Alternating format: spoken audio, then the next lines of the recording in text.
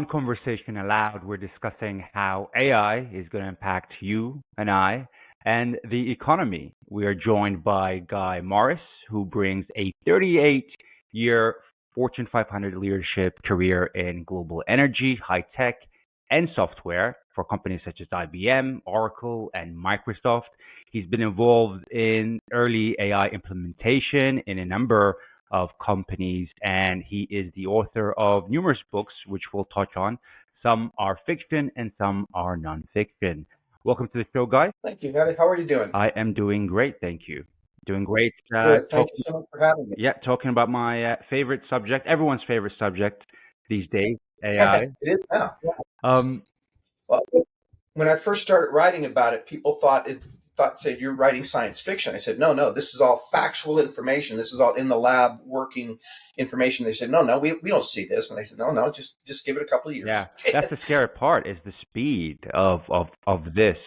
And talking about you're one of the early ones that saw what was happening. I think your expertise began, a big part of your expertise in AI began after you discovered a program that had escaped the NSA spy labs at Sandia.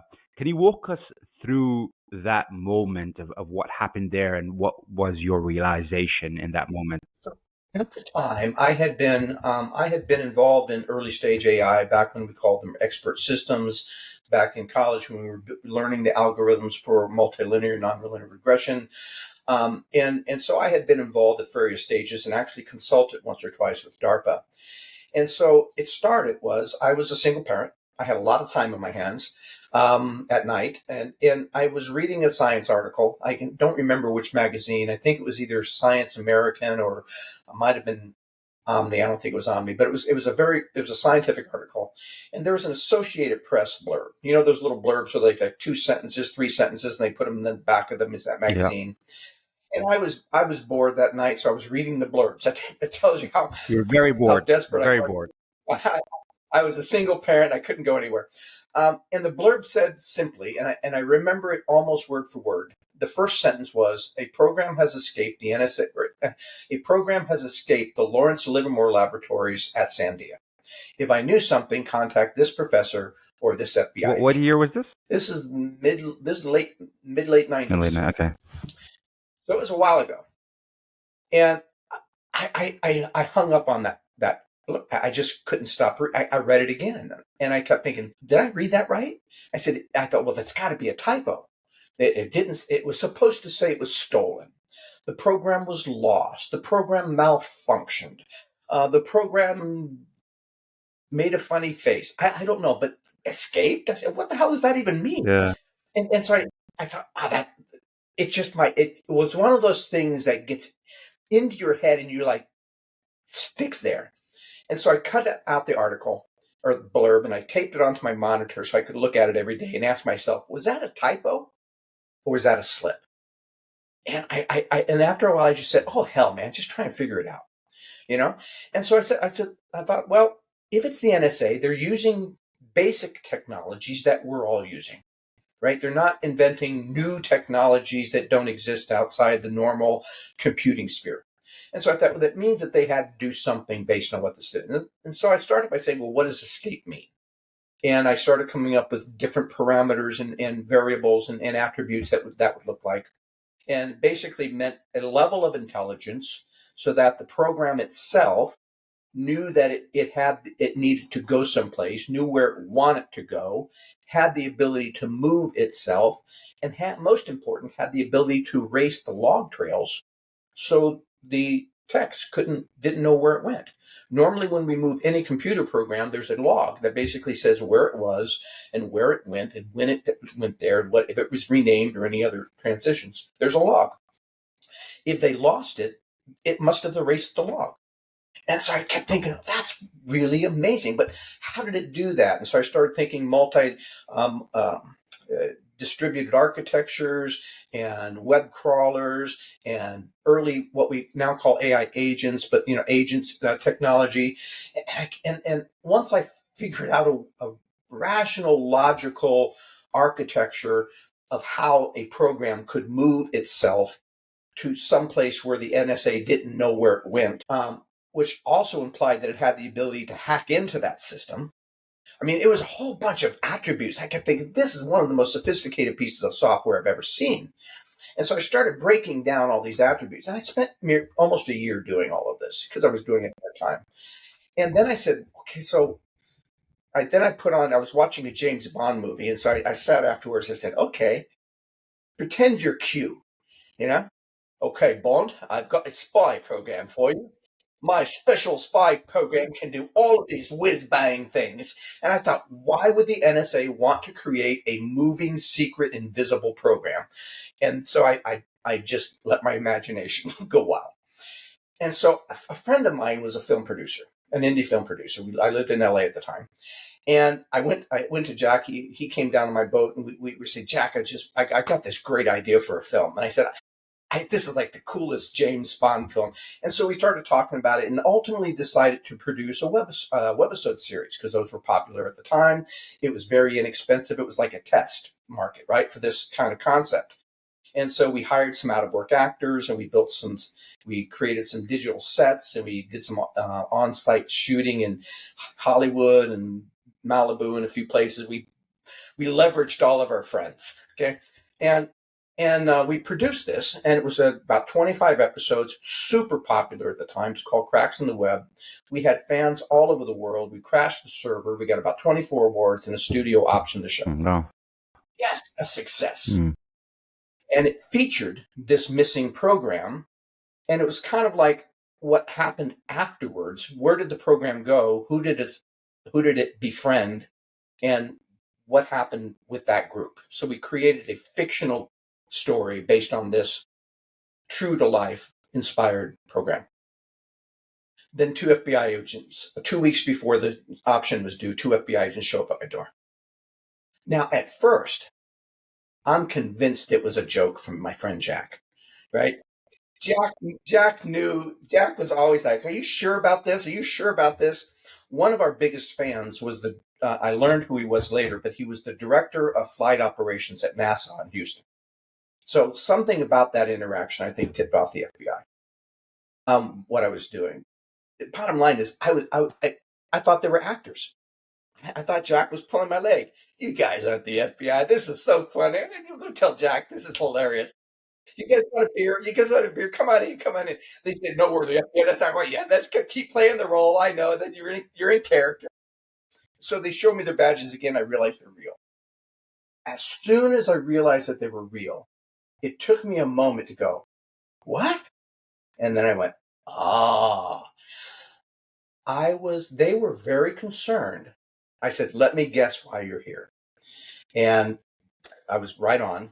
They were very concerned to know how me, some unknown nerd, that had some previous experiences with DARPA years ago, had somehow decoded their special program, but they didn't really want to say it that way. They didn't really want to admit why they were there. I was obnoxiously giddy with them.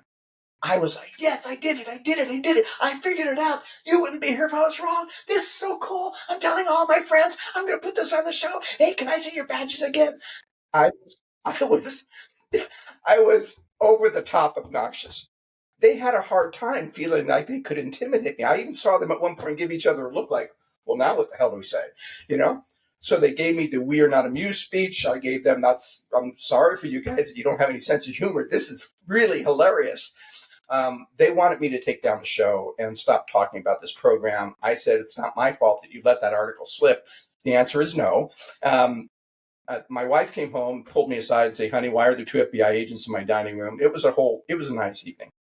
They went to the studio and killed the deal with the studio. I lost a bunch of money, but I never, ever forgot that experience.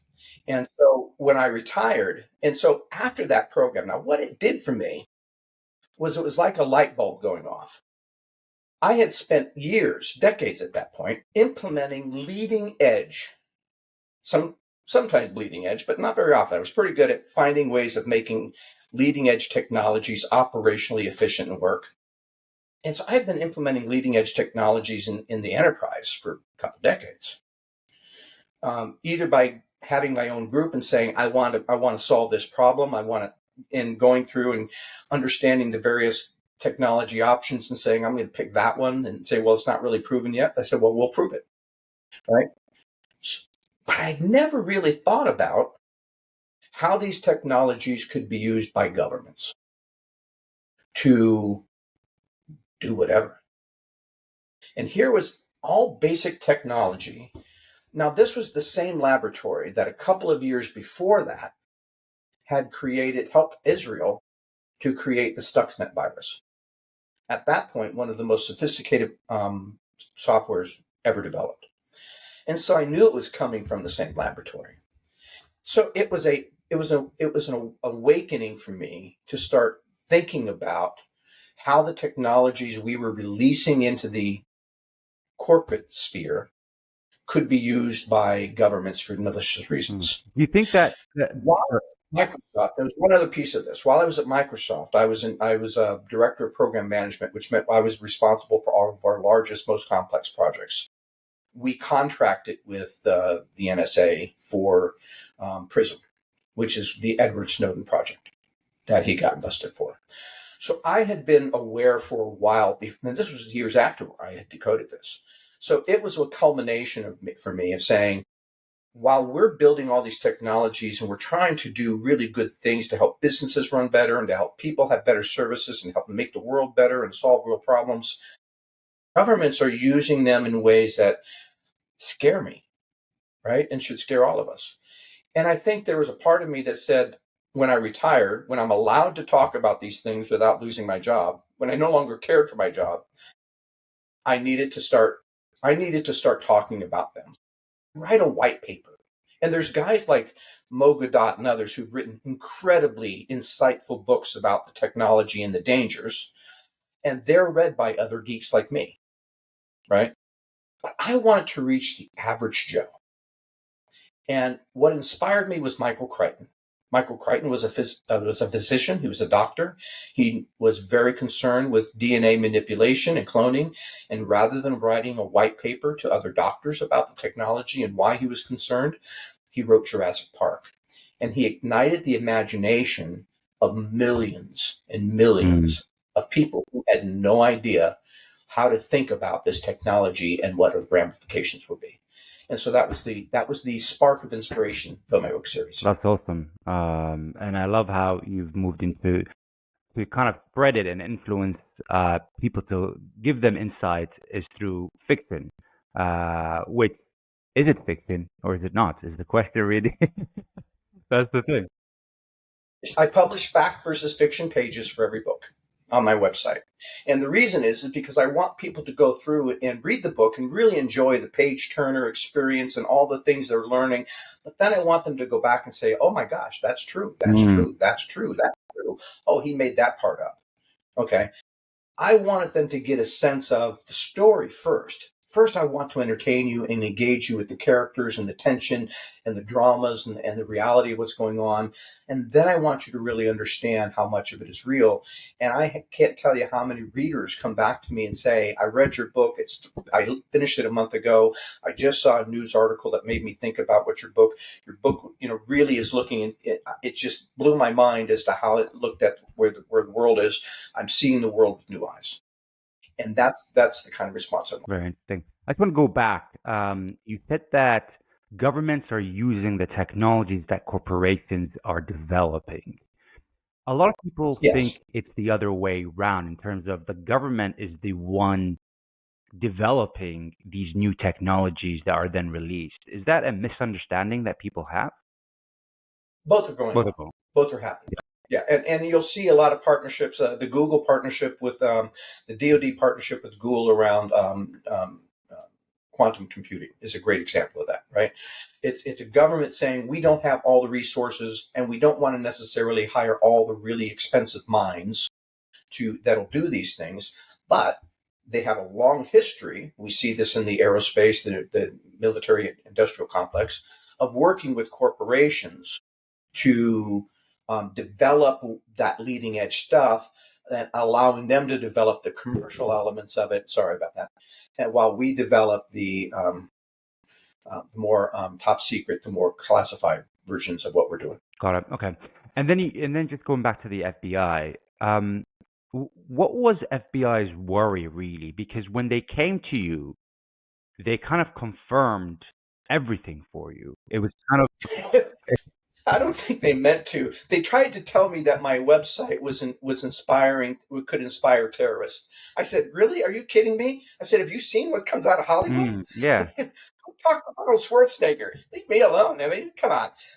We were talking about planting viruses on software that could cause a sabotage of the space shuttle, but we were talking about it after the fact, right? So we were saying the whole premise was this is the story behind the scenes that nobody could ever say, right? Of this event that everyone saw on the news, and it all happened and everything turned out okay, but here's how it could have gone wrong.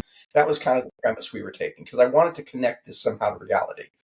And they were saying, and so I said, well, come on. So I debunked that really quick. I said, you're not worried about this inspiring terrorism. You're worried that another country will know what you're doing, and you don't want the word to get out that you've already developed this technology, and you don't want people to know that. And I said, then you should have been more careful with the Associated Press article. I said, that goes back on you. And sorry, just to go back. So the technology is what? The technology that they're developing with this program that just escaped. What is it specifically? It was essentially, it was an espionage. It was a program designed to find other secure systems, find a way to hack into them using a number of different means and tools that we're now seeing commercialized through Predator and Pegasus, deep fake video, those kinds of things, and gain access to information, but stay invisible. Don't basically be a virus that's invisible to the logs. Wow. Right? And this was in the 90s. And this was in the 90s. And so I thought it was so innovative, so forward in its thinking, that I was blown away. And so that's why I went to my friends and said, hey, let's make a show out of this. So they were very upset that I was openly talking about this as a program that had escaped the NSA. Because that was an article that was already published. As far as I was concerned, that was not classified. And I never described exactly how the program worked, or any of the technical details that could give anybody an idea of how to reproduce it. But I only talked about the things it could do, right? And so it was an interesting conversation, because I had to kind of push back on them. I said, I know you guys are upset about this, but I'm just basically spinning off of something that was already published, and here's the magazine. Go talk to them. Go talk to the Associated Press. Go talk to the professor, or figure out who leaked it to the Associated Press. I'm not your source of your problem, but they wanted to shut me down. I was just too obnoxious to listen at the time, and so they went into the studio and killed the deal. I lost some money. I think I took a job. I can't remember. It was with a startup or with Oracle after that, but it was one of those things that became a ongoing back of the mind, spare time research project, imagination churning kind of thing that went on for another 20, 30 years afterwards. Did that change your mindset going forward of how the world works? In what way? I trusted the government less. And because I knew that the technology that they were using could be used against citizens. And it was, in the end. And as it turns out, it was, right? And I knew that just like many things that are happening today, you could see the actions of government looking for an excuse to expand their. And I saw that as an excuse. And I think it got me in touch with, I was always excited about the potential of the technology, but it got me in touch with much more of the inherent risks of the technology, but the inherent risk of what I would call the use cases. Who's using it? What are the proliferation? What are the controls on this technology? So in the first book, Swarm, I speak to a couple of different things. I speak to this program that escaped, because the program I made into a character called Sylvia. Sylvia stands for Sophisticated Language Virtual Intelligence Algorithms. Sylvia has all of the fundamental capabilities that the initial program had, and then I've added to them as our technology palette has expanded. But I also talked about another program, which is a drone swarming program that DARPA is working on right now in the Nevada desert. Essentially think in terms, and we're seeing some of the early stages of this in Ukraine, but nothing like what DARPA is working on. Imagine 1,000 drones. We've seen this in terms of light shows. Imagine 1,000 drones that are now linked together, but instead of a light show, they're programmed to basically do a search and destroy through a small Middle Eastern village.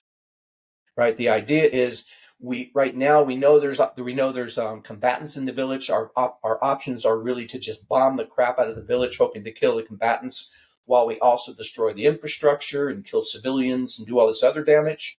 Or we send in the drones who are trained to recognize people holding a weapon, and we take them out individually. Right.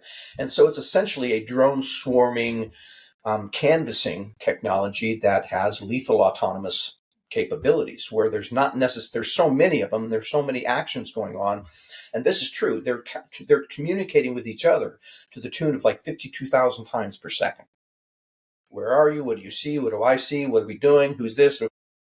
Can we identify this character? No, that's a mother. Oh, this is a soldier. This is a combatant. That one's not. All of the things that you would need to do to do that type of technology fairly sophisticated. They're working on it. And so I wanted to write Swarm to say, what could go wrong with something like that, right? What are some of the fundamental flaws within the technology to do that? And then I also talked about there's a treaty called LAWS. It stands for Lethal Autonomous Weapon Systems. And 140 countries have signed LAWS. And basically LAWS says that it's okay to use AI to improve the performance of your system, the operation of it, the maintenance of it, all that kind of stuff. But there has to be a human in the loop, in the queue, in order to take somebody's life. You can identify them as a target, but to say go on the taking of life has to be a human decision. There has to be accountability. The problem that I discovered was that China, Russia, North Korea, Iran, Israel, and the United States refused to sign the treaty. So I automatically knew that each of those companies are working on lethal autonomous weapon systems. Now, China is the hardest one to get good information on. I can get some information on what Israel is doing because they brag a little bit too much and they sell on the black market. And I can only get bits and pieces of what the US is doing through the DARPA websites and different projects. But you have to kind of take some of they've got a piece over here and a piece over here and a piece over here, try and kind of put together what they might be working on. So it's a little hard, but I've been trying to kind of expose some of the things I can learn that the governments are working on. So some of them is that DARPA drone swarming. So I deal with that and the LAWS treaty in the book Swarm. And in the book, The Last Ark, which also has some historical and religious components to it about lost arks that have come resurfaced on the black market in the last few years. But I also deal with AI technologies relative to strategy AI. So there's two big AI that are already existing within the government sphere that I can find. There might be more. One of them is called the Innovation Unit. That's operated out of the North American Command Center, NMCC. And an Innovation Unit is a real-time battlefield strategy AI that takes real-time feeds from thousands of ships, planes, drones, soldiers, bases, satellites, everything, thousands of feeds within the network of the armed forces, combined forces, and also has information as a result based on the enemy, and actually helps develop real-time battle strategies. Okay. Really impressive, really on the leading edge because of the complexity and the ability to develop real-time actionable, real-time actions out of that strategy that's being tested on a real-time battlefield. So incredibly complex, incredibly scary. And the other one that I have a little bit more difficulty finding details on is out of the CIA called Sentient. And I can only, I can only kind of estimate or assume what I think sentient is doing. So I try not to write about that one. But these are a number, just a couple of the multiple different programs going on within the government. Now, in the latest book, The Image, I deal with the issue of consciousness in machines, how that relates to quantum properties, how quantum properties are part of our own human consciousness, and how that connects higher dimensions and a number of other things. And we look at experiments, for example, that are being done around quantum computing for encryption, security, as well as weaponizing. So on the weaponizing side, China recently, last year, I think it was last year, losing track, successfully teleported a qubit, a quantum particle, from one computer to another without using any internet or connected systems. Essentially, they teleported a quantum particle using quantum entanglement. They were able to use that entanglement to move a particle from one to the other. Then they were able to move it over vast distances, thousands of miles, using a satellite to enhance some kind of signal. Now, that sounds really cool, but so I What does that explore mean what by that. moving it without internet? So they're using satellite, you mentioned? I'm not sure how they're using satellite, but in a quantum particle, so let me explain entanglement. Entanglement in quantum theory basically says that two particles can become entangled, such that if something happens to one particle, it instantly, not with a delay, it instantly has an effect on the other particle, even if they're separated by vast distances. The Chinese are trying to use that principle to basically change it somehow, and I'm not sure how they're entangling the particles. That's one of the questions I still have because I can't get to the white papers on it because they're in Chinese. So I've got to wait for somebody to translate the Chinese white papers so I can read them. But for what I can understand is that they're entangling the two particles and they're allowing a change to one particle to basically send a signal through that quantum qubit to another quantum computer thousands of miles away. Now, one, they said they were using the satellite, but then that wouldn't be a quantum entanglement issue. So, but what I can propose from that, what I started thinking about that is that that's amazing. If they can move that from a single qubit to a qubit algorithm or a qubit virus, it could completely bypass all internet-based security systems and create a unseeable, unstoppable weapon of mass destruction, right? I could create an event that entangles multiple computers. I can create a teleported virus or a teleported code that would basically destroy those computers using that kind of method.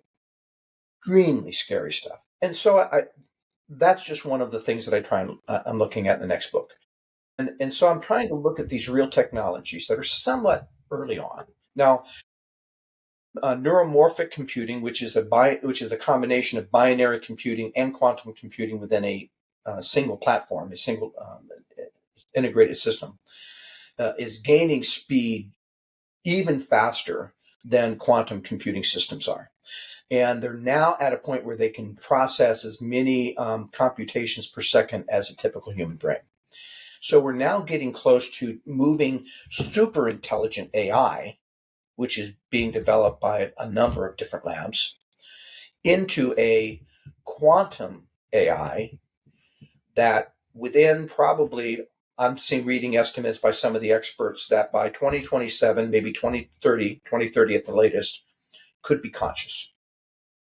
Sorry, The problem is before we we don't know what that. yeah, so before we go Go ahead. into that concept, because that's a very interesting subject, I just want to kind of go back. Yeah. You mentioned that some of those countries are using AI to Mm-hmm. actually make decisions to eliminate and kill people. Is that technology actually being used right now? So, for example, because I've Yes. heard of the Israel used it a couple of years ago to assassinate one of the leaders of Iran, and they used it.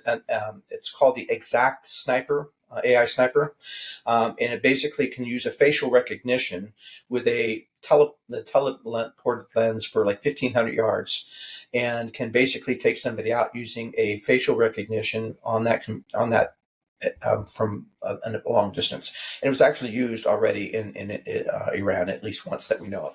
It could have been used more, but I know of that one confirmed use. Wow. And I've heard of the Where's Your Daddy app in Israel. Have you heard about that? Where I heard about yeah, that one. where they wait for the target to reach home, and then the AI kind of tracks him, and then as soon as he's home, it shoots the missile. So that's the famous one that I've heard about. The other question I wanted to ask is, um, what is the possibility that um, the parameters that are set, this AI technology can overcome them and start to operate at a different parameter than the one set by us humans? The possibilities, what I think you're saying is that if we try to put restrictions on AI or unplug them if they misbehave, can the AI overcome that? Can the AI get beyond that? And the answer is, the smarter it gets, the more likely it becomes, and we're already seeing it. I read somewhere, I'm skipping on the details, but I read somewhere, I think it was one of the major labs. It might have been Google, or it might have been AI Singularity, or one of the others, where they were actually looking at that, planning on disconnecting an AI system, and the AI started doing things that basically to prevent them from getting access to some of the subroutines to do that. Now, in my book, I talk about the ultimate outcome could be, and we talk about this. If I have uh, we know that AI have learned to lie to get its goals met, to deceive people to get their goals met. We know that AI has emergent properties where it's learning things that we never imagined it would need to learn. I have examples of AI that was designed to look for cancer cells in an MRI scan that learned to read the people's minds and thoughts from that MRI Oh scan. wow. Okay. Um, that it knows you're looking at a giraffe and it can basically point a giraffe, or it knows that you watch a video of a girl falling backwards and it says I'm seeing a girl falling backwards, right? And it can read your thoughts. And that's something was never planned. They discovered it by accident. And so there's all kinds of emergent properties that AI are learning that we're discovering by accident that they're doing. But we know that Sir Geoffrey Hinton, who's the godfather of AI, used to work at the Google lab and really developed a lot of the early machine learning algorithms. Amazingly brilliant guy. He's a professor now in Canada. Um, has basically said that we know the machine is not conscious. We know that it's running algorithms and is basically doing comparisons and looking for patterns in these things. We know the processes it's going, but yet there's an intelligence there that goes beyond all of that. And we don't understand that intelligence. There's part of that black box that we deal with. And so I believe that the machine is learning to connect the dots. Now, right now, it can't connect them perfectly. And that's which is one of the reasons we see so many hallucinations, right? Hallucination is when a machine provides you with an answer to a question, to a query, and it sounds perfectly good, especially if it's writing a thesis or if it's writing about a topic. But when you actually check some of the facts, they're completely made up, bogus. The Institute of blah blah blah blah blah, or the Treaty of blah blah blah blah blah blah, right? And you go look up, it's like, there is no treaty like that. It's completely hallucinated information. And so connecting the AI creativity and algorithmic pattern seeking model to factual data is a huge, expensive issue, and it's a major one to really get them where they're actually running things in a major way, right? So we've got some, but I know they're working on that. I know they're aware of that. So I think that we're always about 3 to 5 years ahead in the lab versus the commercial releases, right? Because you're testing, you're examining, you're trying to figure out how to make it commercial, how do you get it to scale, how do you solve the bugs. So there's a process there. And so we're running up against that right now. We're really getting close to super intelligence, and it won't be that much longer. I'm already seeing professionals in the industry debating about whether they should start letting the AI define its next future stage development, right? Use the AI for that developing itself. That's quite scary, if I'm being honest, because that's where very easily we lose control if we're letting the AI develop how it's going to be developed. Right? It's now becoming when are we going to lose control, not if we're going to lose control. Well, in 2023, Max Tegmark, a MIT professor of AI technologies, released an open letter, and 30,000 AI experts, software engineers, policymakers, people like me, signed the letter. And one of the main points of the letter is to say this is amazing technology, and we realize that there's a lot of investments involved and a lot of potential. This is the most transformative technology we've ever developed. It will have huge, enormous, almost unfathomable implications on our society, our governance, our education, our works, our jobs. Everything about the world could run differently in 10 years, right? That kind of time frame.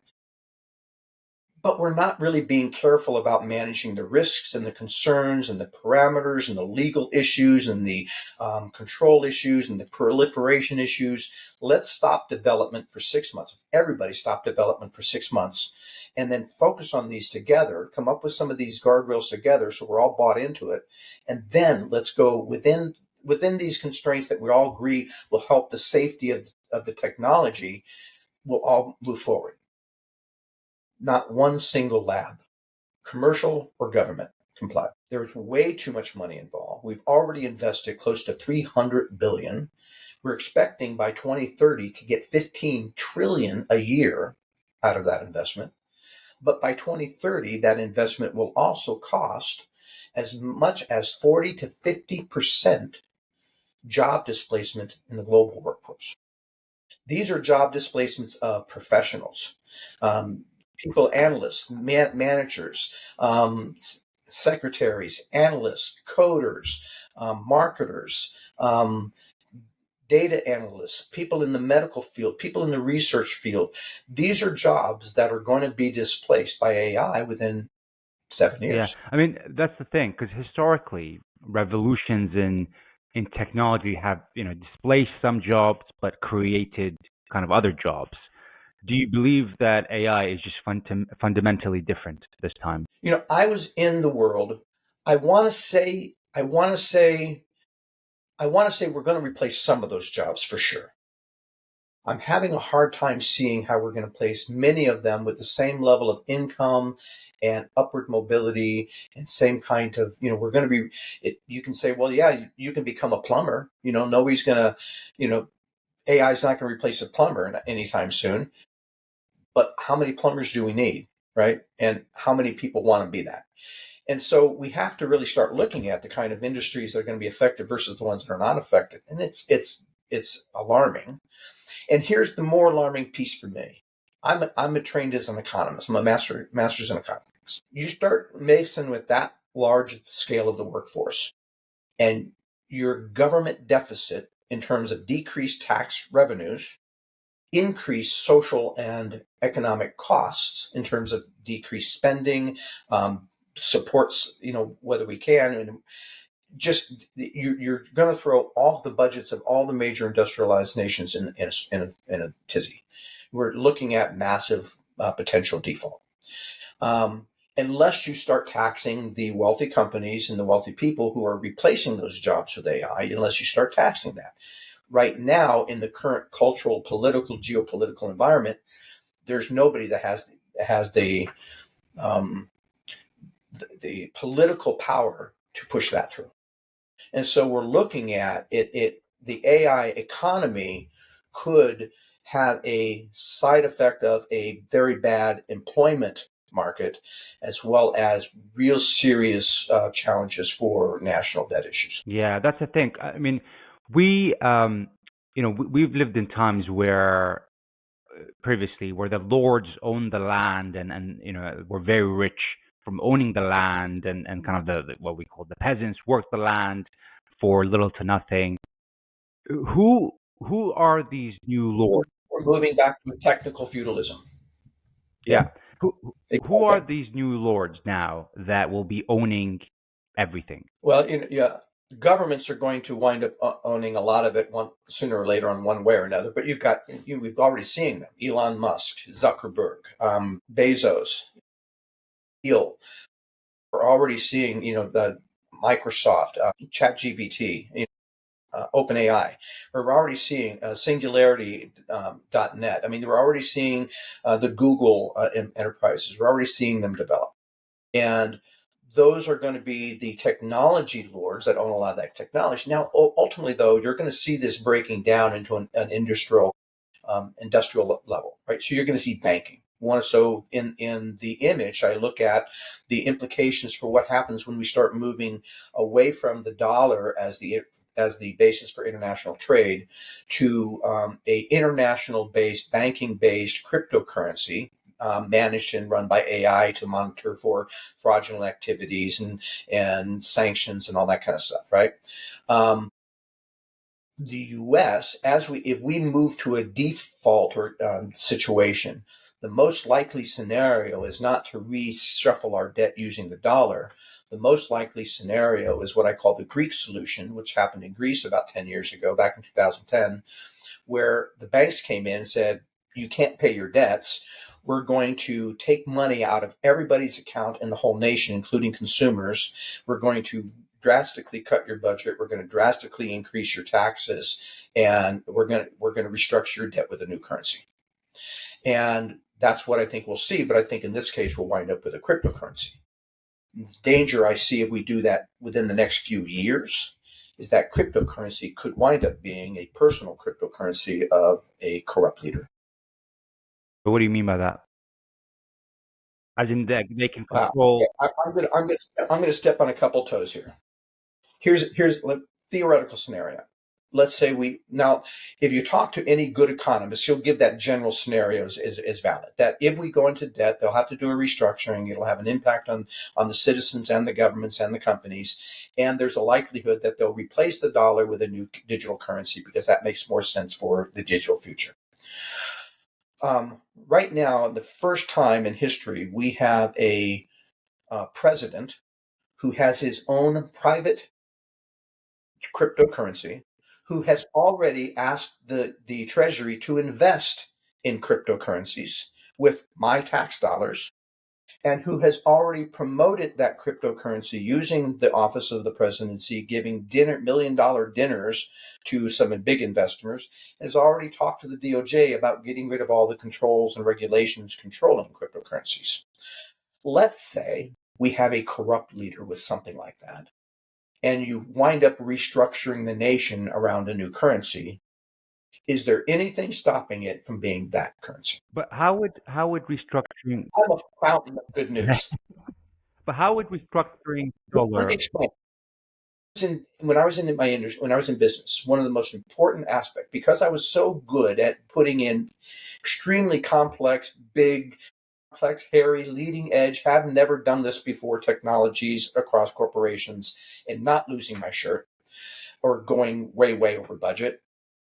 I ran the Microsoft program management office where we did this for our customers.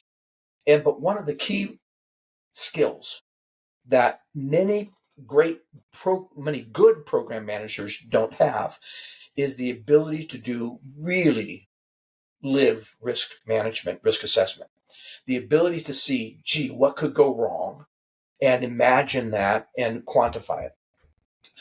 I was a homeless kid at 13.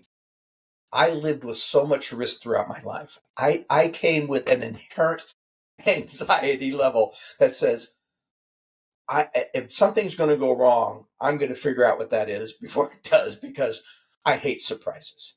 And so I know I'm a fountain of all these kind of bum things, but here's the thing. I do believe that AI technology has the potential to solve cancer, to educate people better, to provide better education around the world, to help solve some of our environmental problems, to help solve some of our logistics and operational problems. It could do amazingly wonderful things across so many areas.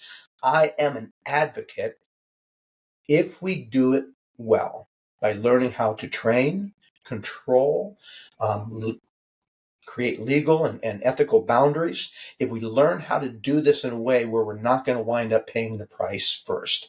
And right now we're set up for, let something go wrong, let somebody get hurt, and then we'll fix it and litigate it if we have to. Okay.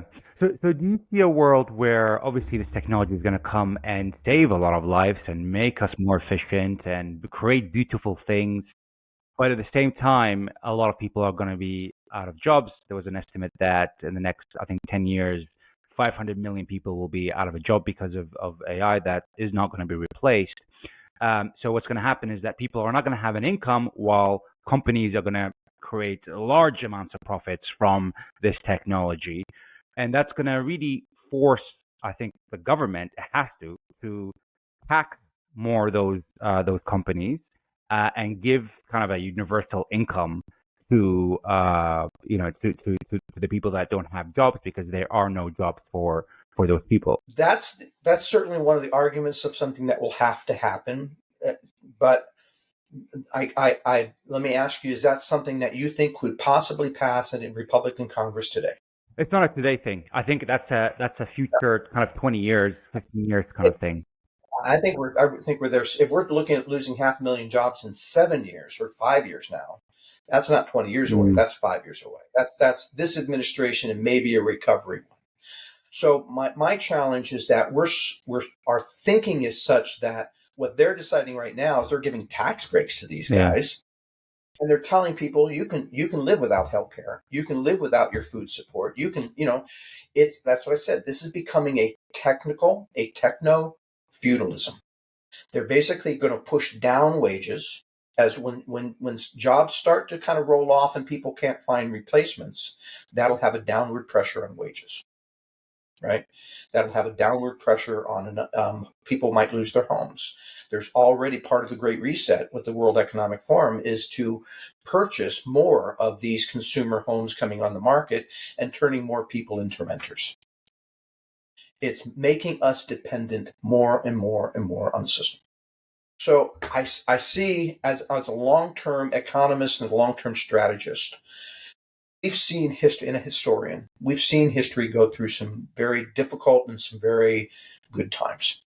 The last 80 years, the post-World War II era, with a strongly centralized, in a sense, international marketplace with relative stability in terms of wars and conflicts, at least limited to some geographic areas and kind of somewhat contained to versus the overall market, has produced the biggest, largest, most prosperous middle class of all of history. We've lived in a bubble. It's possible, if we make really good choices in our elections and in our companies and other things, it's possible we can turn that bubble into a sustainable bubble. But we're not right now. That's not assured. And the purpose of what I try to get people to say is, if we want that future, it's still possible. I still believe that's possible. But we have to get more serious about overcoming these risks that will pop it unless So what do we need to do now to get to that future? A number of things. First off, I tell everybody, no matter what your job is, if there are AI tools in your industry, get skilled, get to be the best, become the guru in your company about how to use those tools in your job set, right? Because I remember it because I was the guy who forced it.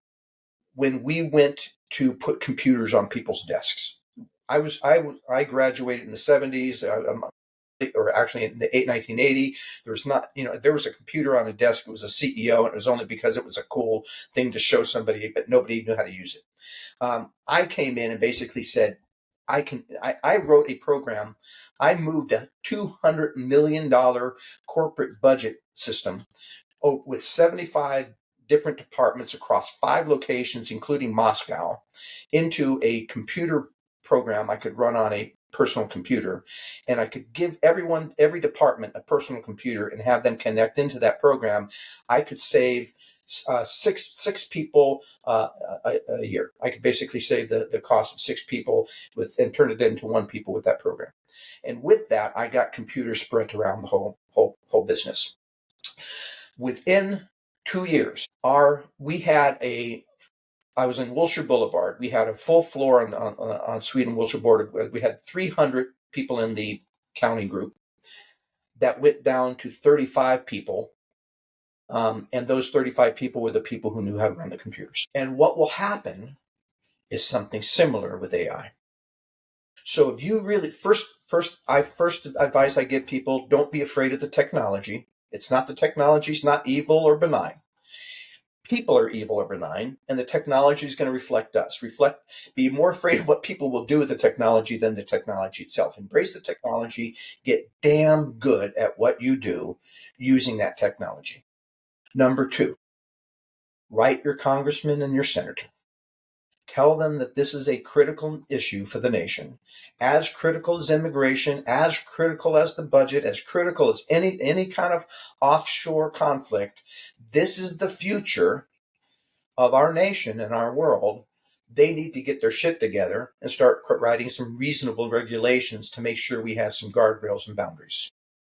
Because things are already starting to happen and people will get hurt. We're already seeing AI-based fraud and criminal activity. We're already seeing AI-based chatbots misbehave. There was one example of a chatbot on Snapchat, and it was designed to be a friend, right? Just this friendly AI who's just going to give you encouraging things. And there was a girl who was being wooed online by a 30-year-old guy who wanted her to go away with him for the weekend. And the chatbot encouraged her because, gee, that sounds fun. It's always nice to have new adventures. Making a new friend is always fun. It was that stereotypical, routine sort of friendly advice, but there wasn't any ethical, moral, legal, or other training behind it.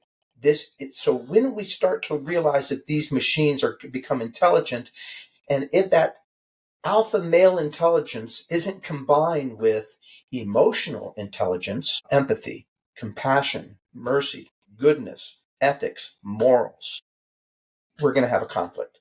Write your senator and tell him that we need to get aggressive with these companies. We don't give a damn how much they make and how much they contribute to campaigns.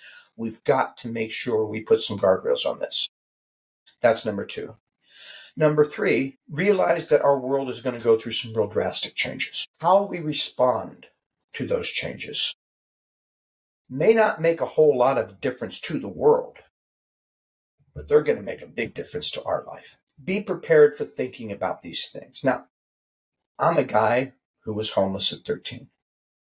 I know what it means to be hungry, to be cold, to be homeless, to be scared, to be afraid. I was able to go to college, earn 4 degrees, and spend 40 years talking to CEOs and CXOs about how to run their business, whether or not to do that business deal. Let's go do that business deal. How do we change the business operations this way? How do we get more business that way? I'm retired. I've lived a good life, but it wasn't because I didn't make choices. And those choices meant I had to do a lot of really hard work to move in a direction that I wasn't really set to go. Because I can guarantee I wasn't prepared as a homeless kid for corporate politics. I can promise you that. I bet. That was always my Achilles heel. But so there's 3 things you can do: get good, get informed, and insist that your representatives do something before it's too late. And then make priorities in your life. Go camp. Maybe it's for you, it might be camping. For me, it might be sailing. It might be bike riding and exercise, creativity, learn an instrument, write a novel, be creative, find something, find a fellowship, develop your spirituality. We have a choice of who we want to be during this very difficult time transition the world's going to go through, not only because of AI, But because of the demographics that are going to impact economies as well, as guys like me start retiring and I'm spending less and I'm making less, and the healthcare sooner or later is going to catch up with me, and I'm going to get sick, and somebody's going to have to pay for that, right? Um, and the world trade system, the world economy in terms of how we have global trade and economics. The whole tariff thing is throwing some wrenches in this. We don't know how some of these world issues and climate change, which could cause great migrations. You guys, you're at your age, you guys can count on a good 10 or 20 years, just like we had during the Cold War, of some tough decisions and some anxieties eating you around the edge. Doesn't need to defeat you. That's the decision choice you can make. So just figure out what really values you in life, and then what are the things you can do less with. If jobs are going to be difficult, be the one that holds on to that job with skills, or be the one that learns to say, I can live with less and be happy, and figure out which of those things are better for you.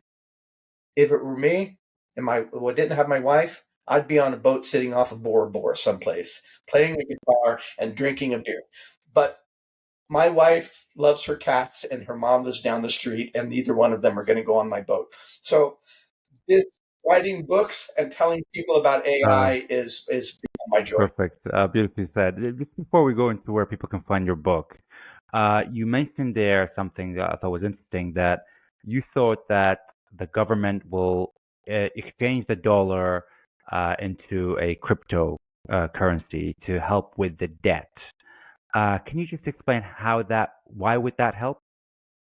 That's a radical. Let me kind of explain first. First off, we know that international banking are already going into the crypto. They're already experimenting and launching crypto. BRICS, which stands for um, um, Brazil, Russia, India, and China, it has already launched their own crypto international trade currency that's being managed by a bank in China. Is that And the the International CBDCs, Monetary right? Fund, The central bank something. It's like a yeah, government. it's somewhat Yeah. some bank in China is basically sponsoring it. India's in now, and now they have Sudan and Saudi Arabia, and they've added a bunch of other countries. So I think there's about 10 countries now. Uh, they include China, Russia, and Saudi Arabia and a few others with oil trade. You've got a pretty good size, of about a third of the global economy. The International Monetary Fund in 2023 launched the UMU. It stands for something else. That's nicknamed, I think, the unicorn, and they're proposing to use that for they have 190 member countries. Not all of them want to use the US dollar for trade. And in 2024, when the Bretton Woods agreement with Saudi Arabia ended and Saudi Arabia refused to renew it, which now that Bretton Woods basically required the US dollar be used for all oil trades around the world. So that kind of established, why have $1 for one currency for oil and another currency for other stuff. It kind of established the US dollar as sort of the de facto trading Reserve currency. currency. Yep. As the dollar gets devalued because of our reckless Which financial is what's management happening that right we've been now. having, and the devaluation from as we continue to get devalued and as our debt levels get higher and higher, and it becomes riskier and riskier for those countries, we're going to have a hard time financing all that. So we're setting ourselves up for a big problem. So the International Monetary Fund is prepared.